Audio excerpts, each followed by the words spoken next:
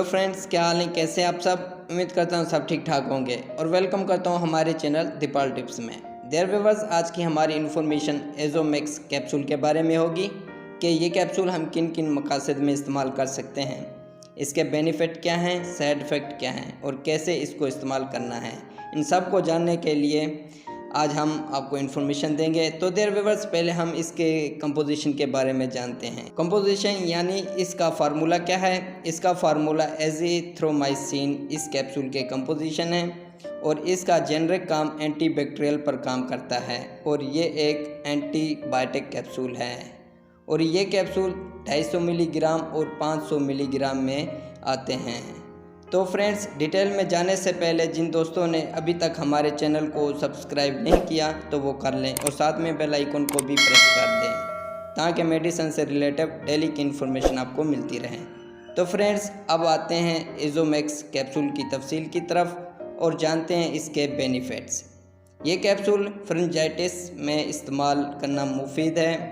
फ्रिंजाइटिस क्या होता है? फ्रिंजाइटिस ये हमारे गले में फ्रेक्स होते हैं और उस फ्रेक्स में इन्फेक्शन पैदा होता है तो उसे हम फ्रिंजाइटिस कहते हैं, जिसकी वजह से गले में दर्द महसूस होता है, खुराक खाने में तकलीफ़ महसूस होती है। सादा अल्फाज में कहूँ तो जब गला ख़राब होता है तो उस कैप्सूल का इस्तेमाल करना इंतहाई मुफीद है। इसके अलावा टंसलाइट्स में इसका इस्तेमाल मुफीद है। टंसलाइट्स क्या होते हैं? ये भी हमारे जो गले में टंसल्स होते हैं, अगर ये बड़े हो जाएं तो उससे गले में दर्द पैदा होता है, बाज़ बुखार भी आ जाता है और जब खाना खाते हैं तो दर्द महसूस होता है। ये भी एक फ्रिंजाइटिस की एक किस्म है। तो फ्रेंड्स, ये टंसलाइट्स के लिए भी इसका इस्तेमाल मुफीद है। Lower and upper respiratory tract infection यानी सांस की नाली के ऊपर और नीचे इन्फेक्शन हो, उसके लिए भी एजोमैक्स का इस्तेमाल करना मुफीद है। यानी सांस की नाली में अगर इन्फेक्शन हो जाए उसके लिए भी हम इसको इस्तेमाल कर सकते हैं। और इसके अलावा जेंटल एज़ा में इसका इस्तेमाल मुफीद है और जेंटल एज़ा से मुराद जिनसी एज़ा है। अगर उनमें कोई इन्फेक्शन हो तो इसके लिए भी एजोमैक्स कैप्सूल का इस्तेमाल मुफीद है।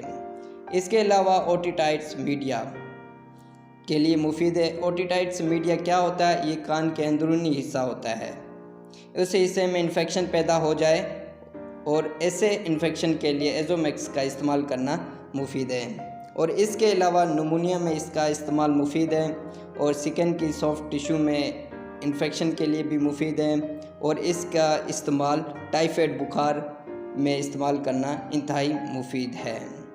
और इसके अलावा कान में किसी किस्म का भी इन्फेक्शन हो उसके लिए भी एजोमैक्स का इस्तेमाल मुफीद है। तो फ्रेंड्स, ये थे इस कैप्सूल के बेनिफिट्स और अब आते हैं इसके साइड इफ़ेक्ट की तरफ। इस टैबलेट को लेने से ये साइड इफ़ेक्ट हो सकते हैं। स्किन पर रेशनर हो सकते हैं और खारिश का होना भी हो सकता है, मतली और उल्टी हो सकती है, पेट में दर्द हो सकता है, दस्त भी हो सकते हैं, बदहज़मी और गैस भी हो सकता है। तो फ्रेंड्स, ये थे इस कैप्सूल के साइड इफ़ेक्ट और अब आते हैं कॉन्ट्रा इंडिकेशन की तरफ कि वो लोग जो ये कैप्सूल इस्तेमाल नहीं कर सकते। हमला ख्वातीन बहनें इस्तेमाल ना करें। अगर इस्तेमाल करना चाहती हैं तो डॉक्टर के मशवरे के बाद इस्तेमाल करें और इसके अलावा दूध पिलाती माँ इस्तेमाल ना करें। और इसके अलावा अगर कोई इस कैप्सूल से एलर्जी रखता हो वो इस्तेमाल ना करें। तो फ्रेंड्स, ये थे इसके कॉन्ट्रा इंडिकेशन और अब आते हैं इसके यूजेस की तरफ कि इस एजोमैक्स कैप्सूल को कैसे इस्तेमाल करना है। 250 मिलीग्राम का कैप्सूल सुबह और शाम खाना खाने से 1 घंटा पहले इस्तेमाल करें और 500 मिलीग्राम का एक कैप्सूल दिन में एक दफ़ा इस्तेमाल करें या फिर अपने डॉक्टर के मशवरे के मुताबिक इस्तेमाल करें। देयर व्यूअर्स, अगर कोई भी मेडिसिन है तो डॉक्टर के मशवरे के बगैर इस्तेमाल ना करें। और हमारी इन्फॉर्मेशन पसंद आई तो लाइक करें, शेयर करें और हमारे चैनल को सब्सक्राइब करना ना भूलें।